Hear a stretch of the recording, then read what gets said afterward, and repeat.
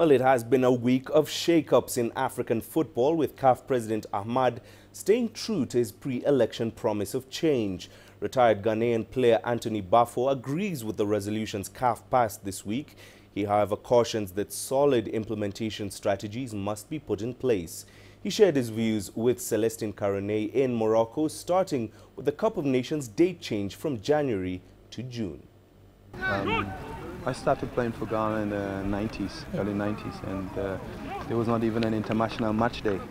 You know, we had to be released from the club, but they were not obliged to release us. Now we have international match day. The calendar is conformed with the FIFA calendar.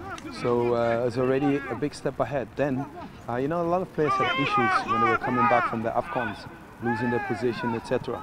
Now it has been moved to June. We are happy about it generally, and I think the players will also be happy. A lot of people are saying it's raining season.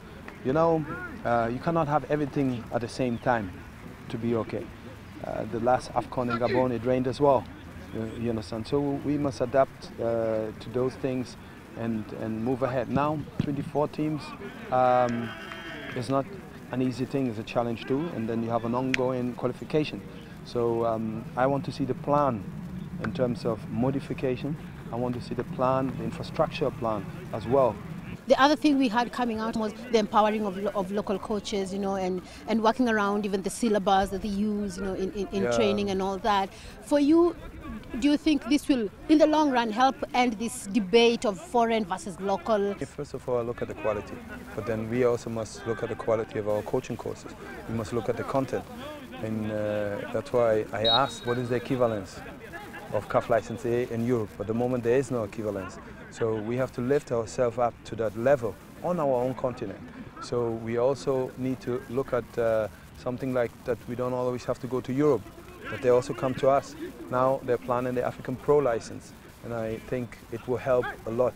And also informatics, it's important that people work with the latest technology. There's also a lot of talk around marketing the African brand, football brand, and there was a very interesting out-of-the-box idea of trying maybe bringing in a foreign team at the AFCON. An out-of-the-box idea. So let's keep it like out-of-the-box idea. But do you think it's easy to sell the African football brand? I think it has to be in Africa, for Africa.